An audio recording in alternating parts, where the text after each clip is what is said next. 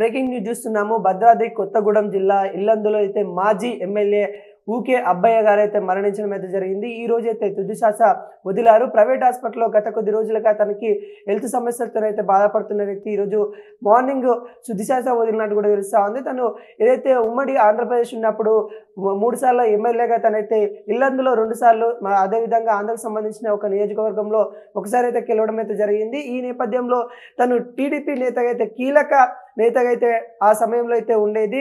తను ఈ రోజు మరణించడం కొంత రాజకీయ వర్గాలు కొంత శ్రద్ధాంజలి అయితే ఘటిస్తూ ఉన్నారు. తను కొద్ది రోజులుగా ఏదైతే ప్రైవేట్ హాస్పిటల్లో చికిత్స పొందుతూ ఉన్నారు. తనకు అనారోగ్యం క్షీణించడం వల్ల తను ఈ రోజైతే మరణించినట్టు కూడా తెలుస్తూ ఉంది. తను ఉమ్మడి ఏపీ బూరంపాడు నుండి అయితే తనైతే 1983లో అయితే తొలిసారిగా ఎమ్మెల్యే గెలవడం అయితే జరిగింది. అదేవిధంగా 1994లో 2009లో ఇల్లందులో అయితే మరి 2 సార్లు అయితే గెలవడం అయితే జరిగింది. పనిచేశారు, తను ఎమ్మెల్యేగా పనిచేశారు. ఆయన మృతి పట్ల పలువురు నేతలు సంతాపం తెలుపుతా ఉన్నారు. టీడీపీ వర్గాల్లో కొంత విషాద నెలకొందని చెప్పుకోవచ్చు.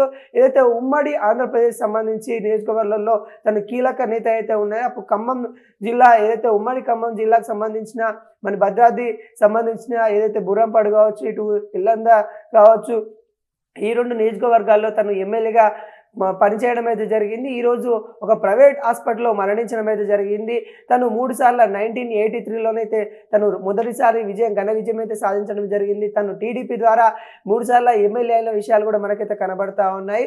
తన మరణం పట్ల పలువురు రాజకీయవేత్తలు సంతాపం తెలుపుతున్న దాఖలాలు కనబడుతున్నాయి. తనకి అధికార లాంఛనాలతో తను అంత్యక్రియలు కూడా ఈరోజు తన సొంత గ్రామంలో చేయనున్నట్టు కూడా తెలుస్తూ ఉంది. భద్రాద్రి కొత్తగూడెం జిల్లా ఇల్లందుకు సంబంధించిన మాజీ ఎమ్మెల్యే ఊకే అబ్బయ్య గారైతే ఈ రోజైతే తుదిశ్వాస వదిలినట్టు కూడా మనకైతే తెలుస్తూ ఉంది. ఒక ప్రైవేట్ హాస్పిటల్లో ఈరోజు మార్నింగే తన తుదిశ్వాస వదిలాడు. ఈరోజు తన అంత్యక్రియలు కూడా పూర్తి స్థాయిలో వాళ్ళ కుటుంబ సభ్యులు ఏర్పాటు చేస్తూ ఉన్నారు.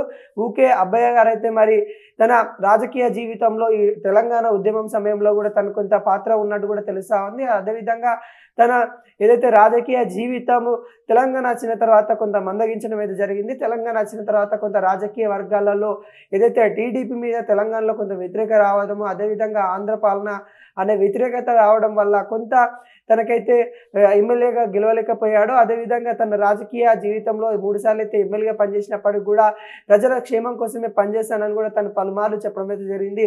ఈరోజు ఊకే అబ్బయ్య గారు ఇల్లందుకు చాలా ఏదైతే ఇల్లందు నియోజకవర్గం ఉందో నియోజకవర్గంలో పలు సేవా కార్యక్రమాలు కూడా తను చేసిన పనులు అయితే ఇప్పటికి కూడా చాలా మంది ప్రజలు గుర్తిస్తూ ఉంటారు. తన మరణం పట్ల నియోజకవర్గం ఇల్లందు నియోజకవర్గం అయితే కొంత సంతాప తెలుపు